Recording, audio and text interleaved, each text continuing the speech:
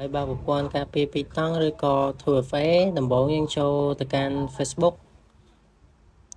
បន្ទាប់មកយើងយកសញ្ញាត្រី3នៅខាងលើបន្ទាប់មកយើងយកការកំណត់និងឯកជនភាពហើយការកំណត់បន្ទាប់មកយើងនឹងឃើញមជ្ឈមណ្ឌលគណនេយ្យនៅខាងលើចុចហ្នឹង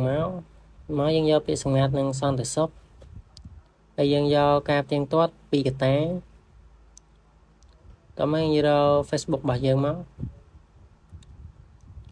ហើយនៅក្នុងនេះគេឲ្យយើងមាន3ជម្រើសដែលយើងនឹងរើសយកទី2គឺការផ្ញើសារ SMS ឬទៅកាន់ WhatsApp តោះមកយើងវាយបញ្ចូលលេខទូរស័ព្ទរបស់យើងដែលយើងប្រើប្រាស់ហ្នឹងបាទយើងត្រូវដាក់បញ្ចូលលេខទូរស័ព្ទរបស់យើងព្រោះ Facebook នឹងផ្ញើលេខកូដទៅលេខទូរស័ព្ទរបស់យើងនៅពេលដែលយើងព្យាយាមចូលគណនេយ្យរបស់យើងម្ដងទៀត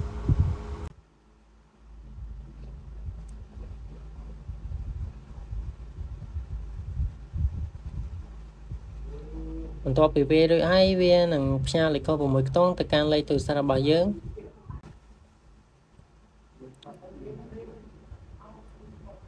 បន្ទាប់មកយើងគ្រាន់តែវាយលេខកូដ6ខ្ទង់នឹងបញ្ចូលទៅ